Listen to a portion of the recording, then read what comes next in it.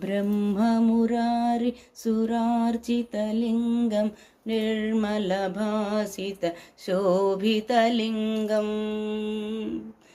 जन्मज दुःखविनाशकलिङ्गं तत्प्रणमामि सदा शिवलिङ्गम्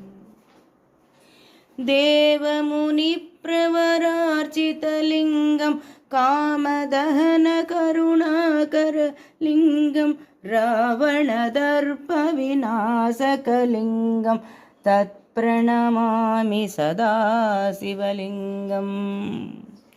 सर्वसुगन्धसुलेपितलिङ्गं बुद्धिविवर्धनकारणलिङ्गम् सिद्धसुरासुरवन्दितलिङ्गं तत्प्रणमामि सदा